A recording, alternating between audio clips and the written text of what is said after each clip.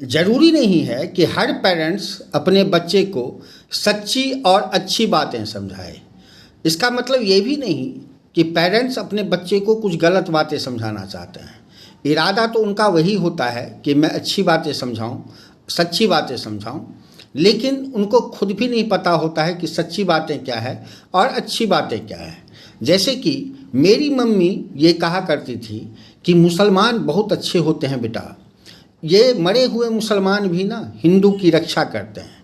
मुस्लिम की तरफ मेरा प्रेम बहुत बढ़ गया था। मुस्लिम को मैं बहुत रिगार्ड की नज़रों से देखता था कि कितनी कुर्बानी देते हैं ये लोग अपने हिंदू के लिए, अपने हिंदू भाई के लिए उसकी जान की रक्षा करते हैं मरने के बाद भी। और ये बात तब की है जब मैं अंडर 7th क्लास में था। मम्मी ये भी बताया करती थी कि ये धरती गाय के सिंग पर है और कछुए के पीठ पे है, कभी कभी ये भी बताया करती थी। मैं गाय को बड़ी इज्जत की निगाहों से देखा करता था, यार कितनी मेहनत करती है गौ माता, और कछुए को भी सैल्यूट किया करता था। लेकिन जब मैं मम्मी से पूछता था कि मम्मी जब ये मुसलमान इतने अच्छे होते हैं तो हमारे आंगन में आते हैं तो गोबर से तुम आंगन क्यों लीप देती हो, या हम उनके हाथों का पानी क्यों नहीं पीते हैं, तो वो बताती थी कि बेटा ये गाय खाते हैं इसलिए, और पवित्र हो जाता है हमारा घर, और अपनी बहनों से भी शादी कर लेते हैं, कजन सिस्टर से, इसलिए। मैंने कहा अच्छाई और बुराई एक साथ कैसे हो सकता है। वैसे मेरे गांव के मुसलमान कुछ ऐसा करते भी नहीं थे कि मैं उनको बुरा समझूं, और आज भी मैं बहुत प्यार करता हूं अपने मुसलमान भाइयों का जो मेरे गांव के हैं, और वो भी मुझे बहुत प्यार करते हैं। लेकिन 7th के बाद जब मैंने स्टडी करना शुरू किया तो मम्मी की तीनों बातें झूठ निकली। गाय के सिंग पे ये धरती नहीं होती, कछुए के पीठ पे ये धरती नहीं होती, और मरे हुए मुसलमान हिंदुओं की रक्षा नहीं करते, बल्कि जिंदा मुसलमान भी हिंदू और नॉन मुस्लिम को मारना चाहता है। जब मैंने किताबें पढ़ने की बड़ी शौक थी मुझे, और मैं बहुत सारी किताबें पढ़ा मैंने।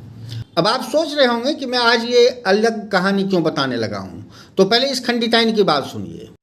अगर मजहबी इस्लाम का दहशत से 1% भी ताल्लुक होता तो सबसे पहले उस बुढ़िया के सर्तन से जुदा कर दिए जाते जो हमारे नबी पर रोज़ कूड़ा फेंकती थी। अल्हम्दुलिल्लाह हमारा मजहबी इस्लाम सबसे अच्छा और सच्चा मजहब है। अगर आपको भी मुसलमान होने पर फ़ख्र है तो इस वीडियो को 1 लाइक ज़रूर कीजिएगा। देख खंडिताइन, मैंने कुरान भी पढ़ा है और बहुत सारे लिटरेचर पढ़े हैं इस्लामी, उसमें कहीं ये नहीं मिला कि प्रॉफेट मोहम्मद साहब के ऊपर कोई बुढ़िया कूड़ा फेंकती थी और उन्होंने जाके उसको, जब उसकी तबीयत खराब हो गई तो उसको इलाज करवाया। ये मैंने सुना ज़रूर है, मुसलमान भाइयों के मुंह से सुना ज़रूर है, लेकिन मुझे ये इतना ही सच लगता है जितना अपनी मम्मी की बात सच लगती थी।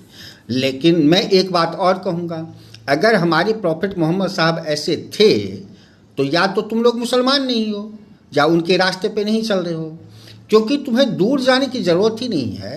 प्रॉफेट मोहम्मद साहब के दामाद और नाती को, मतलब नवाजे को, खून खच्चर ही किया गया था, मारा ही गया था। और दूर मत जा, अपने इंडिया की ही बात कर लेते हैं तो देख ले कि इंडिया में मुसलमानों की वजह से ही तो बंटवारा हुआ था ना, जिसमें 50 लोग मारे गए थे। तो इसकी रिस्पॉन्सिबिलिटी किसकी जाती है? मुसलमान को जाती है। फिर पाकिस्तान बना, पाकिस्तान में बांग्लादेश को इन्होंने रेप किया, बांग्लादेशी औरतों का रेप किया, वहाँ पर खून खच्चर किया, खून बहा दी इसने। इसके लिए रिस्पॉन्सिबल कौन था? मुसलमान ही था। और फिर आज तुम देख रहे हो कि बलूचिस्तान भी अलग होना चाहता है, वहाँ पर खून खच्चर होता है। तो मैं प्रॉफेट मोहम्मद साहब पे उंगली नहीं उठा रहा हूँ, मैं उनको रिगार्ड करता हूँ, और इसका मतलब ये भी नहीं कि मैं उनको नबी समझता हूँ। मैं जो भी समझता हूँ उनको, लेकिन रिगार्ड करता हूँ, क्योंकि जिसका तकदीर इतना अच्छा हो कि करोड़ों नहीं अरबों फॉलोअर्स उनके हों, तो उनको तो सैल्यूट करना पड़ता है ना। फिर उनको मैं सैल्यूट करता हूँ। अगर ये बात सच है कि प्रॉफेट मोहम्मद साहब पे कूड़े फेंके जाते थे, तो फिर इतना खून खच्चर क्यों होता है? फिर आतंकवादियों के जनाजे में तुम लोग क्यों जाते हो? फिर आतंकवादियों को इस्लामिक रिचुअल के अकॉर्डिंगली जनाजा क्यों उठाते हो? उन साले को फेंक क्यों नहीं देते हो कूड़े में? तो मेरी मम्मी जैसे समझाई थी तो मैं पढ़ा लिखा, इसलिए मैं फैक्ट समझ पाया। तो तुम्हारी मम्मी ने जो समझाया तुम वो समझ रही है, थोड़ा सा पढ़ा लिखा कर। बात तो सही है।